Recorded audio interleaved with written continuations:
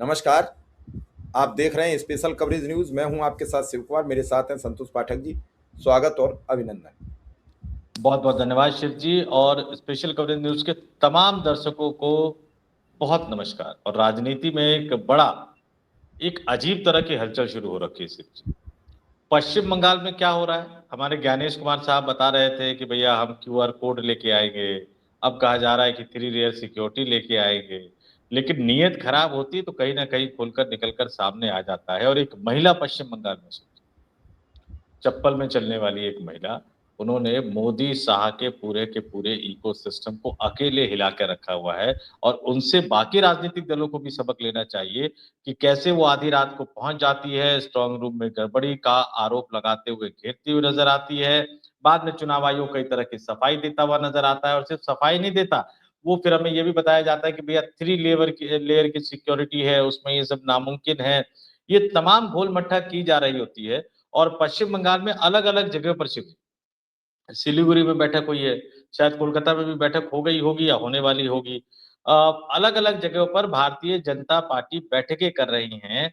और उसमें जो इनके बड़े अच्छे मंत्री हैं भूपेंद्र यादव, और यूपी में जो जिन्होंने जीत में एक अहम भूमिका निभाई थी सुनील बंसल, वो भी मौजूद है। वो तमाम बैठकें ले रहे हैं। लेकिन यूपी में जीत में महत्वपूर्ण भूमिका निभाने वाले अमित शाह के करीबी सुनील बंसल पश्चिम बंगाल में ये पुख्ता कर रहे हैं कि किसी भी तरह से कैसे भी हो कहीं ना कहीं सत्ता आ जाए या सीटें बढ़ जाए। और वहां उस पर नजर बनाए हुए हैं दिल्ली से नरेंद्र मोदी और अमित शाह। लेकिन सिर्फ दिल्ली नजर नहीं बनाए हुए हैं शिव जी, लखनऊ में भी हलचल है। लखनऊ में गजब तरह की हलचल है। क्यों? क्योंकि पश्चिम बंगाल का ये नतीजा तय करेगा कि लखनऊ में बैठे हुए नेता को लखनऊ से गोरखपुर जाना पड़ेगा या फिर लखनऊ से वो दिल्ली आने में सक्षम हो पाएंगे। तो बंगाल में क्या चल रहा है, और बंगाल की हर हलचल पर देश की राजधानी दिल्ली में, लखनऊ में, नागपुर में, आप मुंबई में, लेकिन एक और मुख्यमंत्री है। आपने खरगोश और कछुए वाली कहानी सुनी हो। कई बार ऐसे होता है जो धीमे धीमे धीमे चलता है। तो एक और मुख्यमंत्री जिनको योगी जी अब तक अपना मान के चल रहे थे, अब सुनने में आ रहा है कि वो भी रेस में थोड़ा सा अपना नाम डाल चुके हैं।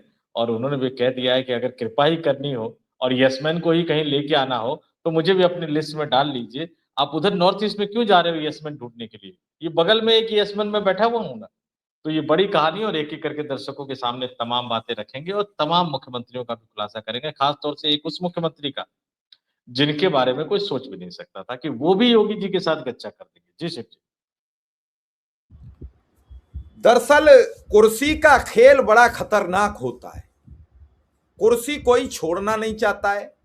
कई बार लोग कहते हैं कि कुर्सी किसी की बपौती नहीं, संभलती नहीं, तो उतर क्यों नहीं जाती।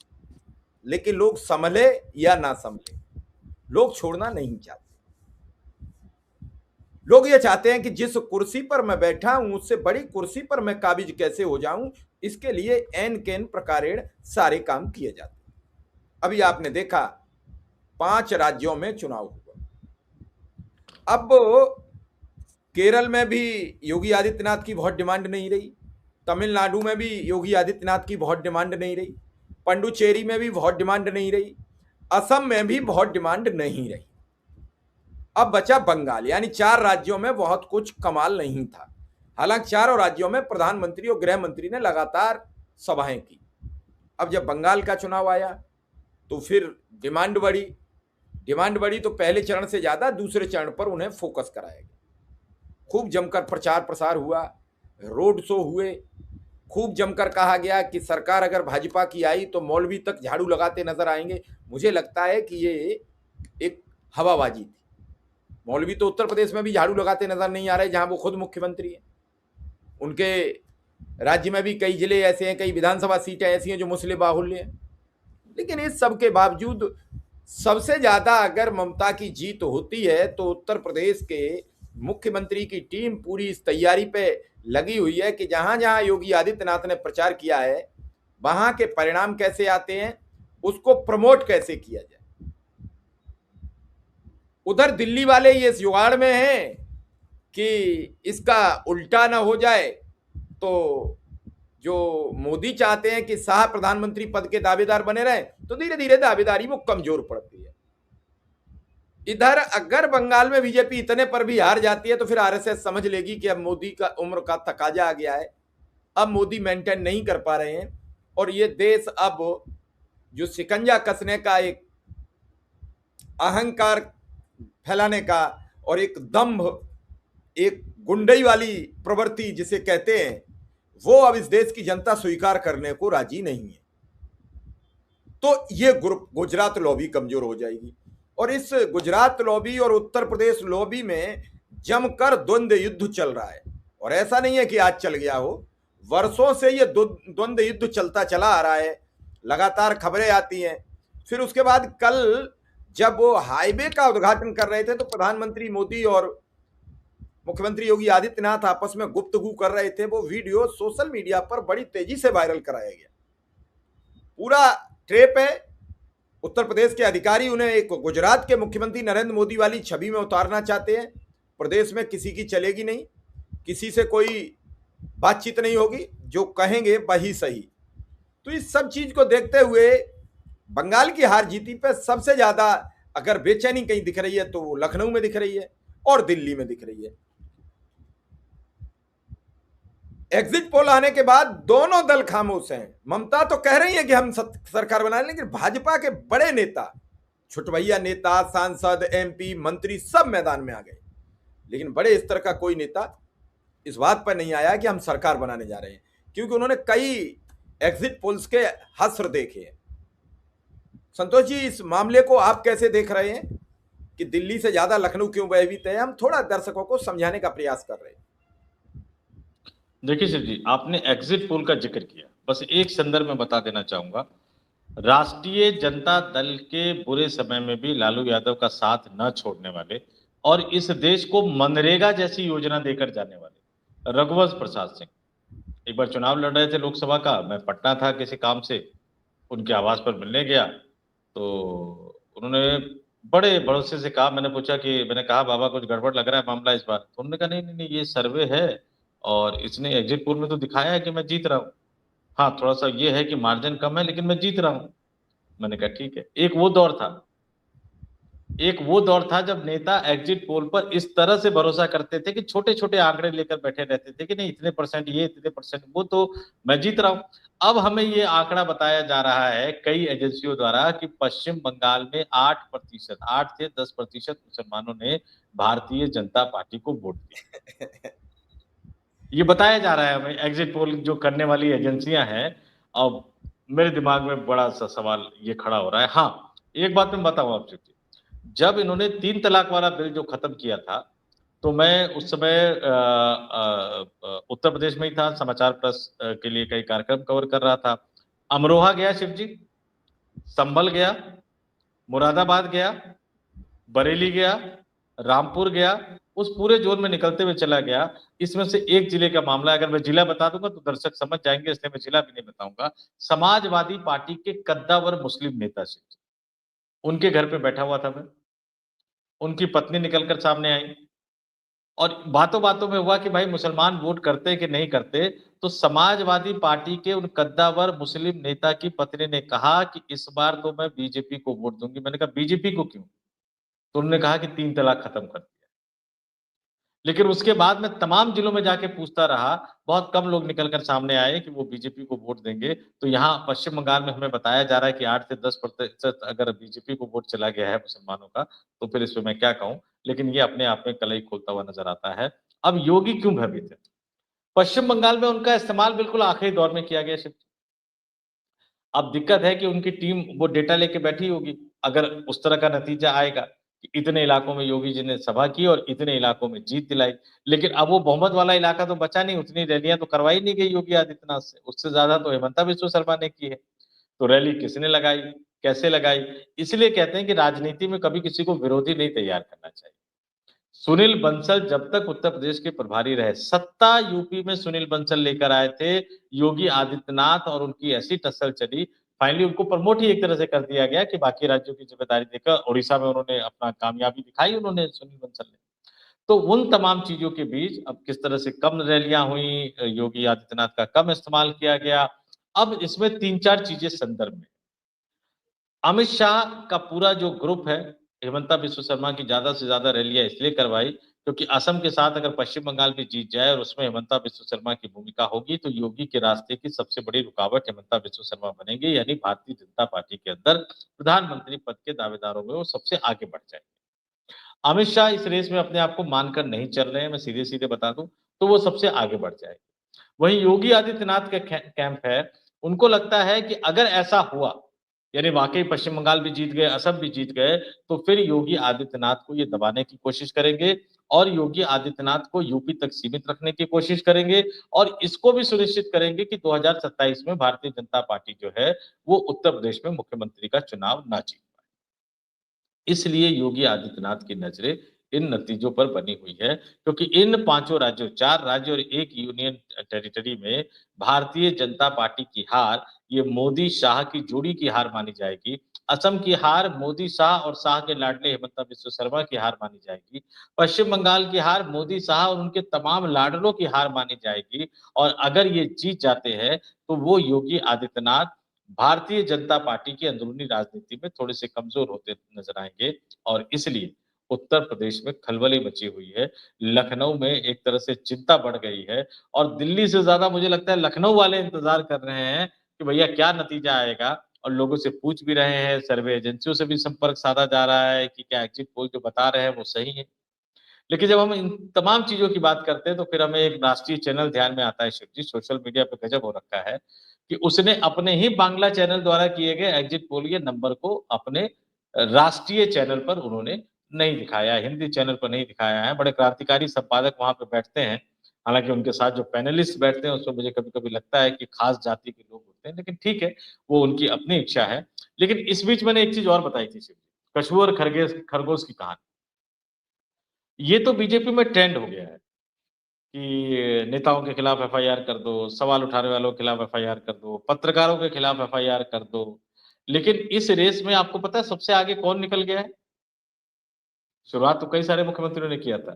इस रेस में वो राज्य का मुख्यमंत्री आगे निकल गया है जहां से कुल जमा 5 सांसद आते हैं। यूसीसी सबसे पहले लागू किया। हाल में 35 सोशल मीडिया अकाउंट पर कार्रवाई करने के एक तरह से उन्होंने आदेश दे दिए और उस 35 में उत्तराखंड के कई बड़े पत्रकार शामिल है और सबसे बड़ी बात है, जो हिंदू मुस्लिम करने वाला एक चैनल है ना शिव जी चौहान साहब का, सुदर्शन, उसके भी ऑफिशियल अकाउंट को मुख्यमंत्री ने डाल दिया है। तो यहाँ वो धीरे धीरे आगे बढ़ते चले जा रहे हैं और 80 सांसद को चुनने वाले राज्य उत्तर प्रदेश से आने वाले मुख्यमंत्री को अगर वो केंद्र की राजनीति में आ जाते तो कंट्रोल कर पाना किसी के लिए संभव नहीं। अगर एक बार तो आप योगी को अपना मान के प्रधानमंत्री बना दोगे, लेकिन इस देश की राजनीति ने देखा है, इंदिरा गांधी को गूंगी गुड़िया बोलकर प्रधानमंत्री बनाया गया था शिव जी, और सबको साफ कर दिया उन्होंने। योगी आदित्यनाथ को 2017 में दुश्मन का दुश्मन दोस्त इस तरह से मान के बनाया गया था कि हमारे ताबे में रहेंगे, हमारे हिसाब से काम करेंगे। अब योगी आदित्यनाथ सबके कंट्रोल से बाहर निकल गए। क्यों? क्योंकि उनको पता है कि मैं जिस राज्य से जाता हूं वो राज्य 80 लोकसभा सांसद चुनकर भेजता है और इस बार थोड़ा सा झटका उत्तर प्रदेश ने दे दिया तो मोदी साहब सीधे 303 से 240 पर आकर अटक गए।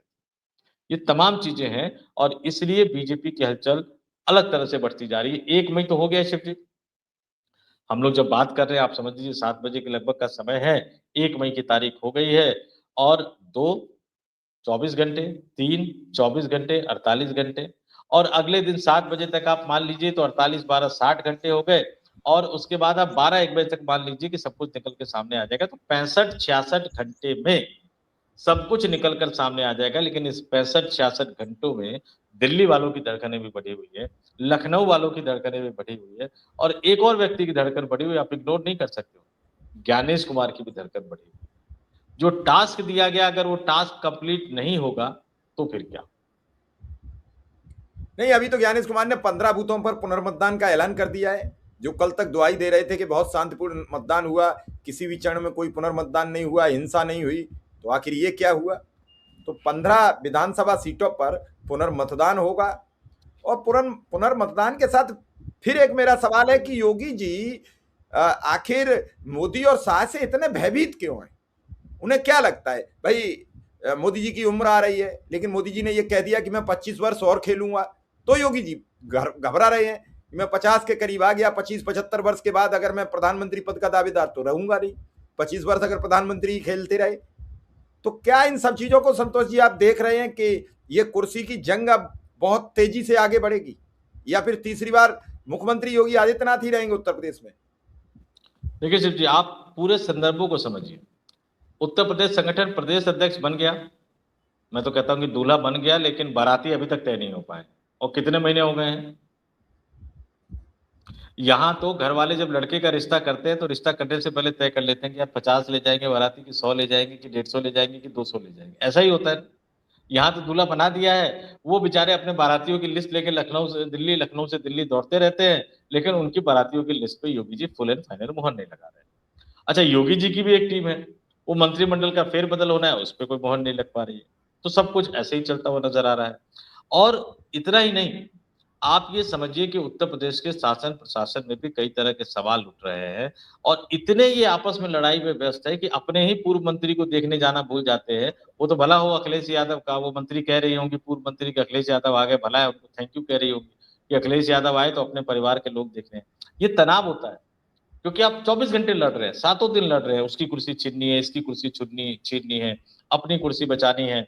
और योगी को मोदी शाह से ज्यादा डर नहीं लग रहा, क्योंकि उनको पता है कि ये विदाई की बेला पर डर उनको ये लग रहा है कि मोदी शाह अगर विदा होने से पहले किसी हिमंता बिश्व शर्मा को बिठा के चले जाते हैं, या देवेंद्र फडणवीस को बिठा के चले जाते हैं, या पुष्कर सिंह धामी को बिठा के चले जाते हैं, या कोई और पर्ची वाला निकाल के सामने ले आते हैं, तो फिर योगी आदित्यनाथ का प्रधानमंत्री बनने का सपना पूरी तरह से टूट जाएगा। और सिर्फ प्रधानमंत्री बनने का सपना ही नहीं, शायद वो मुख्यमंत्री भी लंबे समय तक नहीं रह पाएंगे, क्योंकि जो नया वाला आएगा वो युवा होगा शिव।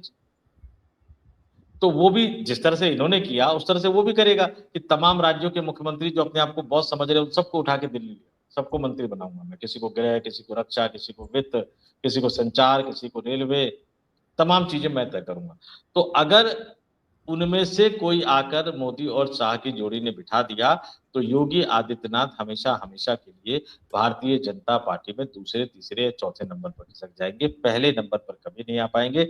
और इसलिए योगी आदित्यनाथ की पूरी टीम जो है वो पश्चिम बंगाल के चुनावी नतीजों पर गहरी नजर बनाए हुए हैं, क्योंकि पश्चिम बंगाल का, हालांकि पांचों राज्यों के चुनाव बहुत महत्वपूर्ण है, लेकिन पश्चिम बंगाल और असम, इन दो राज्यों का जो चुनावी नतीजा है, इसका सबसे ज्यादा प्रभाव अगर किसी पे पड़ेगा तो योगी आदित्यनाथ पे पड़ेगा, भारतीय जनता पार्टी की अंदरूनी राजनीति पर पड़ेगा, मोदी शाह की जोड़ी पर पड़ेगा, राष्ट्रीय स्वयंसेवक संघ की जोड़ी पर पड़ेगा। चलिए, अभी तो फिलहाल यही देखना है कि आखिर कैसे और किसकी कुर्सी बचेगी, लेकिन ममता बनर्जी की हार जीत बहुत कुछ इस सियासत में तय करेगी। विपक्षी ताकत का अंदाजा लगेगा। हालांकि पूरा विपक्ष विखरा नजर आया, और भाजपा ने जहां जहां मौका लगा वहां विपक्ष को विखरते देखा। देखना यह है कि केरल में क्या होगा, केरल कोई नया इतिहास रचता है। देखना होगा तमिलनाडु कोई नया इतिहास तो नहीं रचता है। आसाम में क्या होगा, ये सभी राज्य अभी परिणाम तो आए नहीं है, परिणाम की प्रतीक्षा है, और प्रतीक्षा कब खत्म होगी सबको पता है कि 4 मई 12 बजे तक लगभग प्रतीक्षा का सारांश आ चुका होगा। संतोष जी, सबसे बड़ा सवाल यह है कि हर बार ईवीएम पर ही सवाल क्यों उठते हैं? वो जब स्ट्रांग रूम में होती है तभी क्यों उस पर लांछन लगता है? नहीं शिव जी, वो दौर चला गया, वो दौर चला गया। ईवीएम वाला मामला तो कब का खत्म हो गया। अब तो ईवीएम का करते करते अब तो सीधे, पहले क्या होता था कि आप मशीन का आप सेट करोगे ना, उसका एल्गोरिदम सेट करोगे ना, यहां तो कौन सी मशीन कहां भेजी जानी है, कौन से अधिकारी कहां लगाए जाने हैं, कहां कितने सुरक्षाकर्मी लगाए जाएंगे, वो सेट करने वाली जो मशीन है उसका एल्गोरिदम सरकार ने सेट कर दिया है। दर्शक समझ गए होंगे मैं किस मशीन की बात कर रहा हूं, ज्ञानेश कुमार साहब, मुख्य चुनाव आयुक्त। अब जब ये बड़ी वाली मशीन जो है वही सेट हो गए हैं, तो ईवीएम पे ठीकरा मत। अब जो है वो एसआईआर की बात है, अब जो है देश के मुख्य चुनाव आयुक्त ज्ञानेश कुमार की भूमिका की बात है, अब जो है वो केंद्र के जो ममता बनर्जी आरोप लगा रही है कि केंद्र के इशारे पर देश के मुख्य चुनाव आयुक्त ज्ञानेश कुमार ने जिस तरह से सुरक्षा बलों को पश्चिम बंगाल में लगाया है, उनकी भूमिका पर सवाल उठ रहे हैं। और उत्तर प्रदेश के एक आईपीएस जो बड़े चर्चा में आ गए थे, ऐसे तमाम अधिकारियों की भूमिका पर सवाल उठ रहे हैं। और जहां-जहां ईवीएम खराब होने पर जब लोगों ने विरोध किया, जहां लाठियां बरसाई गई, उन लाठियां बरसाने के आदेश देने वाले अधिकारियों के रवैये पर सवाल खड़े हो रहे हैं। अब तो शुक्र मना लीजिए, ईवीएम की इज्जत बच गई। अब तो ईवीएम कह रहा होगा कि थैंक यू ज्ञानेश कुमार जी, आपने हमारी इज्जत बचा ली। अब ईवीएम की बात नहीं होती, अब तो सीधे आप ही हो। अब तो हमारा जो है मैकेनिज्म, क्या आप उसको छेड़छाड़ करोगे। अब तो जो हमें लगाने वाला जो मुखिया है संस्थान का, उसी को सरकार ने मैनेज कर दिया है। तो अब ईवीएम बच गई है और 4 मई को चुनावी नतीजे आने के बाद एक नई तरह की लड़ाई, आरोप प्रत्यारोप का एक नए तरह का दौर हमें देखने को मिलने वाला है। चलिए, हम दर्शकों से भी सवाल करेंगे कि क्या ममता बनर्जी की हार जीत पर इन कुर्सियों पर कोई असर आपको पड़ते दिख रहा है। हमें ज़रूर बताइए, हमें आपके जवाब की प्रतीक्षा रहेगी। संतोष जी, आपका बहुत बहुत आभार, बहुत बहुत धन्यवाद। बहुत बहुत धन्यवाद, बहुत बहुत आभार।